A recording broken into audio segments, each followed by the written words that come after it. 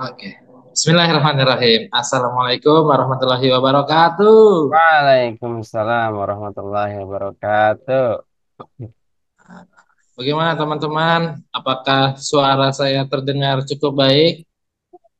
Alhamdulillah jelas. Lanjutkan. Alhamdulillah. Baik. Bismillah, alhamdulillah, wassalatu wassalamu ala rasulillah. Wala haula wala quwata illa billah. Rabbi shrahli sadri wa yassir li amri. Wahlul 'uqdatam min lisani yafqahu qawli amma ba'du. Alhamdulillah kita bersyukur kepada Allah Subhanahu wa taala. Kembali kita bisa memberikan opini-opini kita di tengah masyarakat tentang hal-hal yang patut kita sampaikan opini kita karena ini penting agar bisa dipahami oleh masyarakat kaum muslimin terutama wabil khusus dan juga umat manusia pada umumnya. Oke, Alhamdulillah kembali bersama kami dalam opini liar pilar di mana masih bersama saya Kang Abdul dan juga rekan-rekan saya ada Kang Dedi Wahyudi. Apa kabar Kang Dedi? Alhamdulillah baik. Alhamdulillah baik. Juga ada rekan saya yang sangat jos luar biasa yaitu Kang Majid. Apa kabar Kang Majid? Sehat?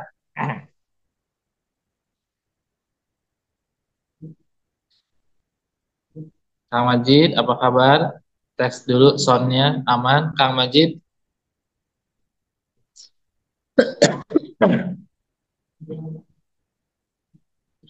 Oke, pada kesempatan malam hari ini, pada kesempatan di video ini kita akan memberikan reaksi, ya, opini kita terhadap reaksi suatu video, suatu sebuah kejadian yang luar biasa, di mana insya Allah kami akan memberikan opini kami berdasarkan perspektif kami dan juga perspektif Islam tentu saja.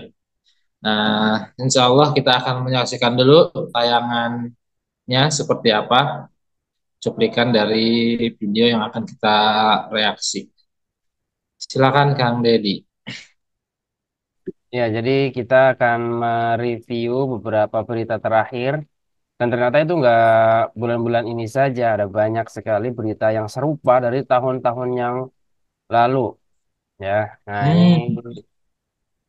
saya contohkan ya. Ini dari YouTube-nya. Saya cek di sini banyak sekali beritanya tentang pencabulan orang tua nih miris sekali ya orang tua terhadap anak. Ini ada bapak cabuli anak kandung lantaran istri tidak mau melayani. Waduh, bejat Aduh. seorang ayah dikeroyok masa karena cabuli anak kandungnya. Bapak tega perkosa tiga Astagfirullah. anak kandungnya. Astagfirullahaladzim. Ayah di Tangsel perkosa anak sendiri 18 kali. Aduh, ini setan semua ini. Ayah cabul anak. Nah, ini miris sekali. Dan itu bukan cuma dari bapak. Ternyata ada ibu juga yang baru-baru ini Ah, ya tangis ibu Astagfirullahaladzim. yang anaknya diperkosa ayah kandung divonis bebas. Wah, ini gimana ini? Ya, seorang ayah tega cabuli anak kandung selama 10 tahun di Tangerang.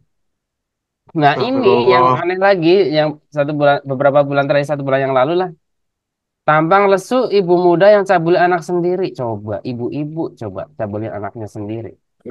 Ya, serahkan di polisi. Astagfirullah. Setelah videonya kemarin itu viral, ya. Hmm. Dan berita-berita serupa itu banyak banget. Intinya ya seorang ayah atau seorang kepala keluarga atau bahkan seorang ibu tidak bisa apa namanya melindungi anaknya, ya, melindungi anaknya. Hmm. Bahkan malah malah di ini. Coba kita lihat satu saja ini ya beritanya. Ya beritanya ini 1 bulan yang lalu nih.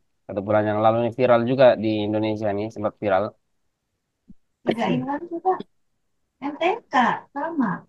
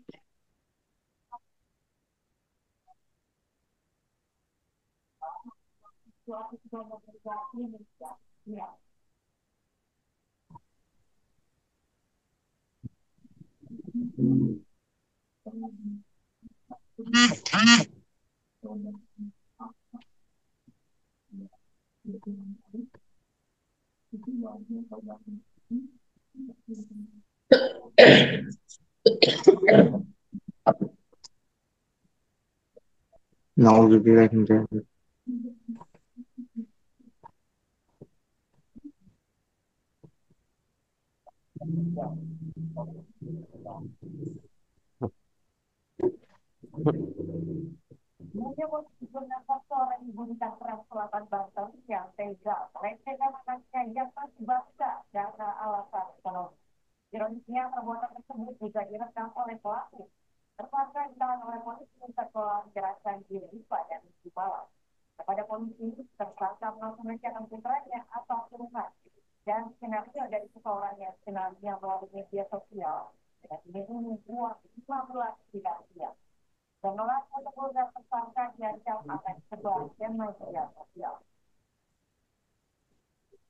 Nah, itu ya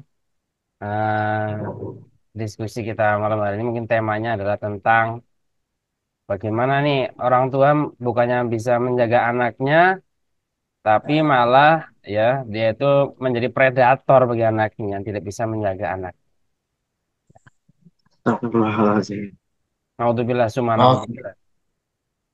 iya, ya kita telah menyaksikan tadi tayangan video dan juga beberapa berita yang sangat memiris hati sekali bagaimana seorang ayah dia mencabuli anaknya, seorang ibu juga dia mencabuli anaknya dan itu terjadi bukan sekali dua kali ya dan itu terjadi berulang kali dan bahkan tidak hanya di satu tempat, di beberapa tempat yang lain juga sama. Dan tentu saja hal yang seperti ini biasanya seperti fenomena gunung es ya, yang terlihat hanya di permukaannya aja tuh sedikit, yang di bawahnya kita nggak tahu kalau alam. Semoga itu tidak terjadi ya, mudah-mudahan. Oke teman-teman, kita tentu harus memberikan opini kita seperti apa berkaitan tentang hal ini agar kita dan juga teman-teman yang menonton video ini dapat insight, dapat manfaat atas diskusi kita pada kesempatan ini. Dari Kang Majid dulu. Ya, Kang Iya, Majid, iya. nih Kang, setelah antum membaca artikel tadi, menyimak video tadi, pertama bagaimana perasaan Kang Majid? Gimana perasaan antum? Eh, Perasaannya sangat pedih sekali ya. Karena apa? Karena seharusnya anak itu ya dilindungi gitu. Dilindungi, bukan malah disakiti ya. Orang dalam sendiri gitu.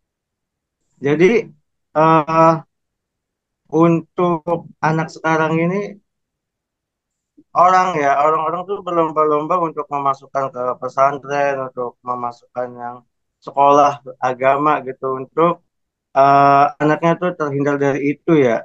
Nah ini sangat miris sekali ya, seorang ibu atau bapak atau keluarga sendiri malah menjadi musuh atau kejahatan bagi anak-anaknya gitu. Jadi sangat disayangkan sekali gitu ya. Karena apa? Karena anak itu kan merasa aman, ya kan, ketika di dekat ibu dan bapaknya seharusnya gitu. Berarti kan anak tersebut memiliki apa ya? Kalau sudah terjadi kayak gitu tuh, dia akan sampai besar itu akan mengingat gitu. Psikologis dia itu terganggu kayak gitu kan. Ya, Betul. jadi seperti itu. Oke, iya, iya, iya. Ya, terima kasih Kang Majid atas opini pertamanya ya. Kang Dedi, Kang, selain tentu kita sedih dan miris ya Kang Dedi ya, tentu. Namun Ya. kira-kira ya Kang ya, faktornya kira-kira kenapa gitu ya. Kok bisa gitu loh. Saya pikir ini sangat aneh sekali gitu. Rasa-rasanya binatang aja nggak segitunya. Kok ada loh manusia yang seperti ini gitu loh. Ini kira-kira faktornya ini apa kira-kira nih Kang Deddy Kang? Apa ini Kang Deddy? Ya, Bismillahirrahmanirrahim. Kalau tadi di berita itu, ya sekilas kita mendengarkan bersama-sama bahwa faktor yang utama bagaimana seorang tua atau seorang ibu tadi melakukan ya pencabulan atau pelecehan terhadap anaknya sendiri, anak kandungnya. Itu adalah faktor ekonomi. Ekonomi, Hmm. ya, faktor uang, diiming-iming uang sekian, kemudian ternyata seorang ibu dia kemudian kehilangan hilang akal sehatnya, naluri keibuannya hilang karena faktor uang itulah dia kemudian menjadi eh, berubah gitu, berubah menjadi monster jahat yang membahayakan anaknya sendiri. Itu faktor utama yang saya lihat di berita. Kemudian kalau di pencabulan-pencabulan yang lain itu memang faktornya sangat banyak, Kang. Di antara faktor ekonomi, faktor ketidakharmonisan keluarga juga itu mempengaruhi, Kang. Jadi antara suami istri itu tidak harmonis hubungannya sehingga mempengaruhi psikologi. Karena kan manusia itu ya dilahirkan itu memiliki naluri Ya. dan kebutuhan jasmani. Jadi ada dua kebutuhan jasmani dan kebutuhan naluri. Naluri itu ada Hmm. tiga, naluri gorizatul bako, gorizatul tadayun, gorizatul nau. Gorizatul bako itu mempertahankan diri, gorizatul tadayun itu naluri beragama, dan gorizatul nau naluri seksual. Naluri untuk Hmm. mempertahankan jenis spesies manusia. Ya, semua Hmm. makhluk punya, apalagi manusia.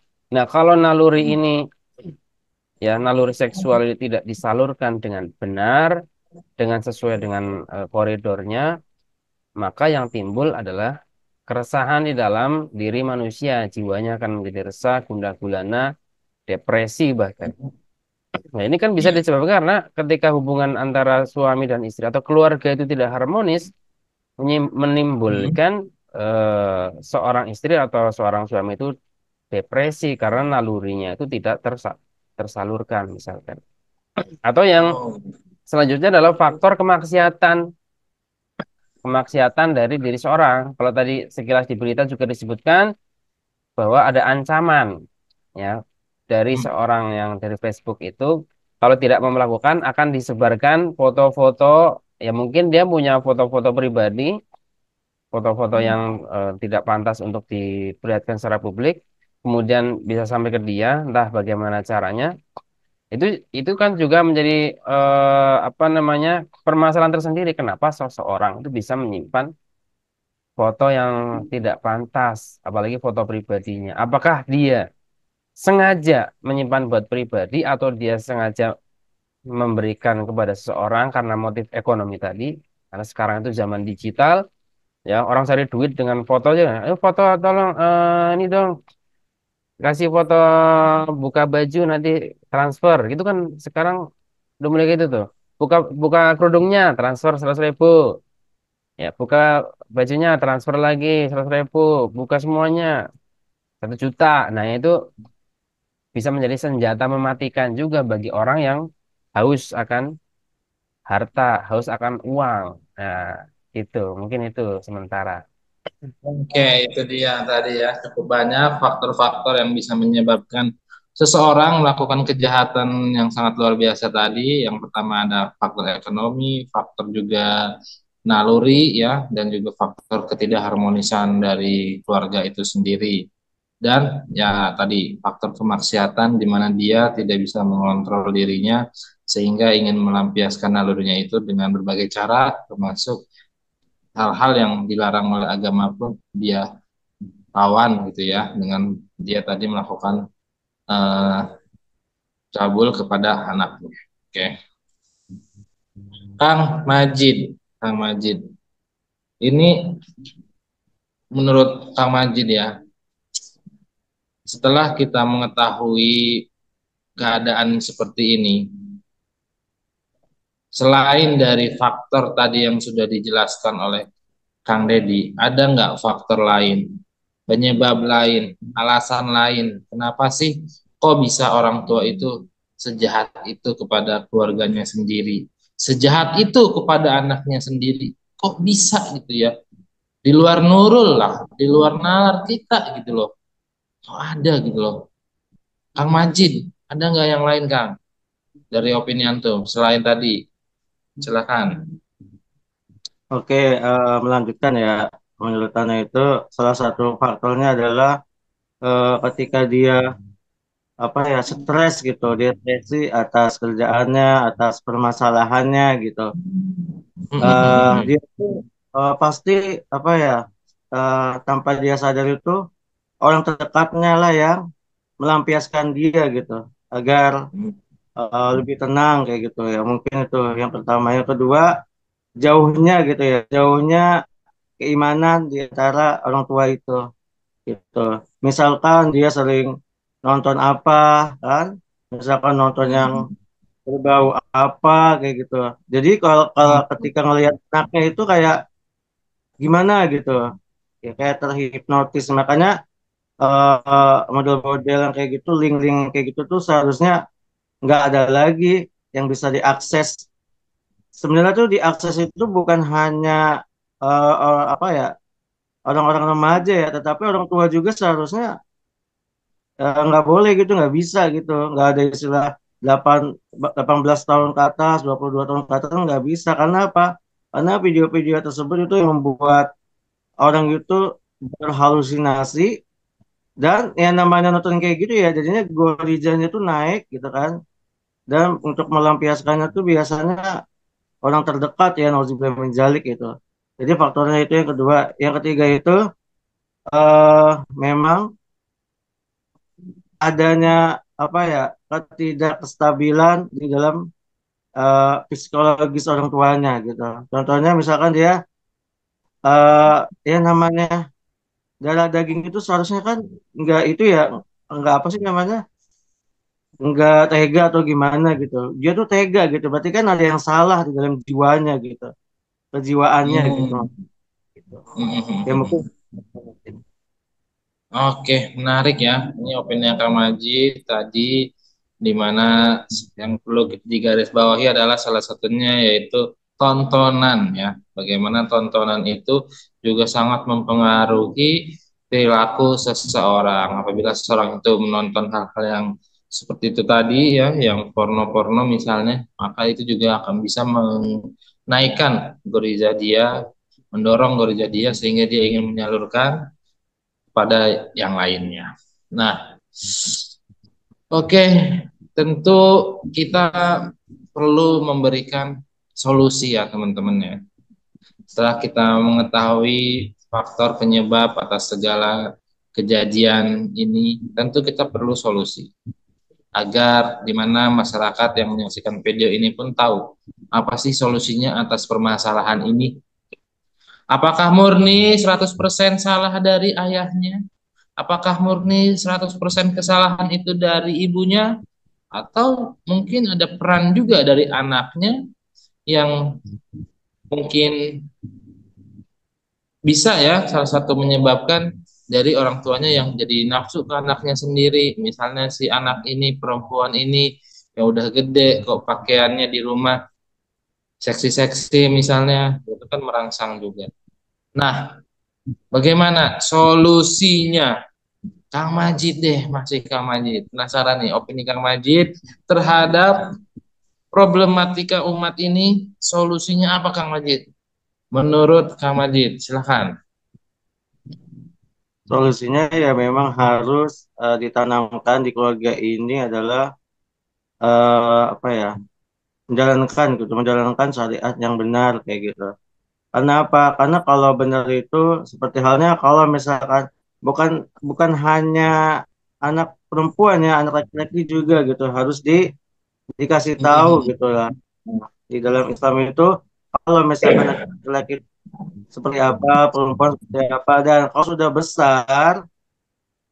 besar, orang tua itu nggak boleh lagi tidur bareng bareng sama anak-anaknya maupun Nah, laki-laki itu maupun dia. baik belum kayak gitu bisa solusinya seperti itu. Jadi Usia berapa orang tuh, tua Pak? itu Usia berapa? Usia berapa anak itu sudah tidak boleh lagi tidur bareng orang tuanya? Usia berapa? biasanya usia-usia menajak remaja ya. Kalau perempuan itu udah kelas SMP, SMP kelas 3 tuh udah mulai dipisah. Anak kan udah mulai tumbuh ya. Kalau yang Ikhwan itu dipisah juga gitu. Dipisah karena apa yang dikhawatirkan itu menjadi incest gitu. Incest itu ya apa? Pernikahan saudara gitu. Gara-gara dia ngelihat kakaknya kok kayak gitu cantik sekali kayak gitu tuh bahaya. Kalau menurut Ana sih setelah balik itu udah harus dipisah kayak gitu. Ibu sama bapaknya di kamar, terus anak laki-lakinya di kamar sendiri, anak perempuannya di kamar sendiri. Itulah yang menjaga tuh. Solusi anak tuh seperti itu. Karena apa? Karena banyak sekali orang-orang di kita itu yang mengabaikan seperti itu dengan alasan ekonomi tadi yang dibilang ya untuk membangun rumah dan gimana gitu. Nah itulah salah satu alasannya mungkin. Ya, itu. Iya, itu dia tadi satu solusi dari Kang Majid agar tidak terjadi kejadian ini lagi, yaitu dengan cara bagaimana keluarga itu mengaji tentang Islam, terutama bagaimana eh, ketika sudah memiliki anak, kapan anak ini masih boleh tidur dengan orang tua, kapan anak kita itu sudah harus berpisah tidurnya beda kamarnya. Nah, itu idealnya seperti itu, aturan syariatnya seperti itu. Namun faktanya saat ini mungkin banyak dari masyarakat ya bagaimana mereka mungkin tinggal di tempat yang barangkali sulit untuk dipisah sehingga masih numpuk tuh bareng-bareng tidurnya gitu. Nah, ini juga Iya. akan menjadi salah satu tadi faktor ya, yaitu ekonomi. Namun demikian, jika memang faktanya seperti itu, kan kita nggak bisa tunduk pasrah dengan fakta yang seperti itu kan. Kita harus juga mencari solusi kembali. Bagaimana nih jika misalnya pengen pisah tidurnya, tapi kondisi rumah tidak memungkinkan, masa iya anak tidur di luar rumah, orang tua tidur di dalam? Kan nggak mungkin. Atau dibalik orang tua tidur di luar rumah, anaknya yang tidur di dalam, kan nggak mungkin ya. Nah, Kang Deddy, opininya dong, solusinya nih Kang. Terhadap kejadian ini, setelah kita tadi membahas faktor-faktor penyebabnya, tentu solusinya juga harus kita kaji, kita berikan opini kita kepada masyarakat. Silakan Kang Deddy.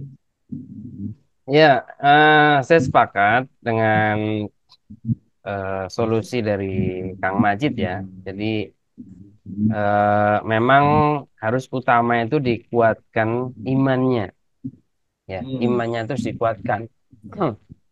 Ya, jadi apa namanya, akidah ya itu adalah utama gitu. Akidah itu utama agar kita itu bisa menjaga pertama diri kita, ya, diri kita itu dijaga dulu ya. Kemudian kalau akidahnya kita sudah kuat, ya, kemudian baru kita bisa menjaga lingkungan sekitar kita. Ini sebagaimana dari di Al-Qur'an kan disebutkan, A'udzubillahi minasyaitonirrajim. Ya ayyuhalladzina amanu qu anfusakum wa ahlikum naro. Hai orang-orang beriman, qu anfusakum. Ya, jagalah diri kalian. Jadi kita jaga diri kita dulu nih. Ya, kita perbaiki diri kita. Ini mungkin kajiannya itu mungkin pra nikah, sebelum Hmm. sebelum nikah ya, maka kita harus menjaga diri kita, menjaga akidah kita dan sebagainya. Kemudian kalau kita sudah benar-benar siap ya, siap mempersiapkan diri, wah kita sudah paham agama, sudah bisa mengerti tentang fikihnya berkeluarga kayak tadi disebutkan sama Kang Majid kan, dalam berkeluarga tadi kalau udah punya anak sudah tahu fikihnya, kapan pisah kamar, kapan tidur sendiri, kapan apa namanya mandi sendiri dan sebagainya. Itu harus sudah dipahami. Kalau sudah paham itu barulah dia menikah. Baru sampailah ku anfusakum wa ahlikum, ya, dan keluargamu. Jagalah dirimu dan keluargamu. Kalau sudah nikah, ya, kita nggak boleh berhenti belajar. Belajar agama itu tetap terus, karena nanti bab agama itu, bab tentang nikah itu, wah, panjang sekali, ya, sampai meninggal juga masih bisa tuh dibahas terus itu. Karena wa ahlikum naro, jaga diri kita dan keluarga kita, maksudnya ajari keluarga kita dengan ajaran-ajaran agama.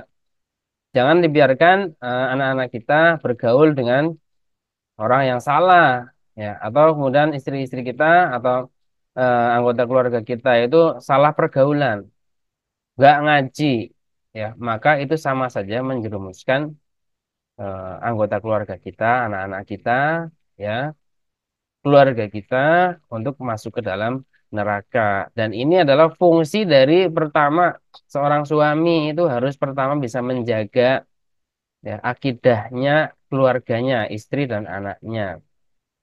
Kalau sampai terjadi yang seperti tadi itu pencabulan, kemudian apa namanya, eh, gara-gara uang dia rela apa namanya menghilangkan naluri keibuannya, ya, berbuat jahat kepada anak kandung sendiri, itu menunjukkan pemahaman agamanya yang kurang. Orang yang beragama tidak mungkin tega melakukan seperti itu kepada anaknya sendiri. Ya, tapi, ya, menjaga agama kalau kita sendirian juga nanti akan timbul masalah kalau masyarakatnya sekitarnya juga nggak ikut menjaga agama, maka juga kita harus mengajak lingkungan untuk sama-sama memahami agama, lingkungan yang memahami agama. Jadi masyarakatnya harus masyarakat yang paham agama. Kalau kita sebut masyarakatnya masyarakat Islami lah, gitu. Masyarakat Islam. Kalau sekarang kan masyarakat sekuler, ya, masyarakat sekuler itu nggak peduli sama tetangga tuh.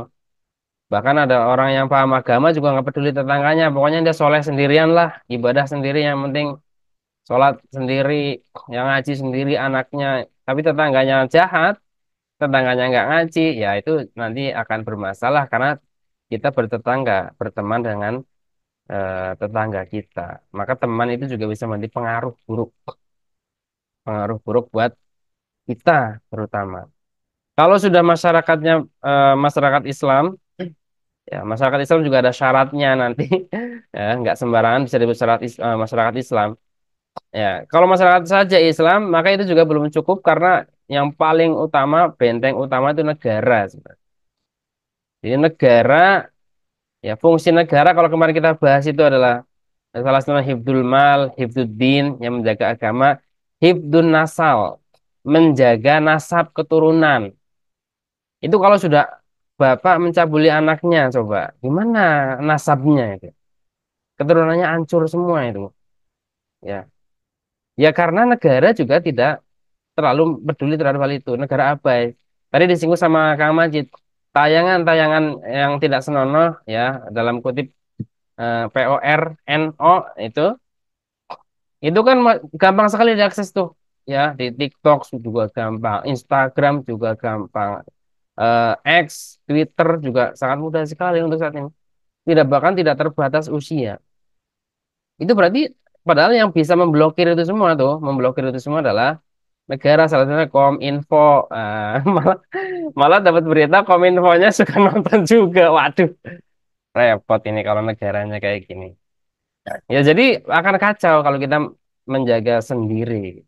Harus komplit gitu semuanya. Baik diri sendiri, lingkungan masyarakat, bahkan negara juga harus ikut turun serta itu menurut saya gitu. Alhamdulillah. Terima kasih Kang Deddy tadi atas opini yang berupa solusi yang sangat komprehensif sekali.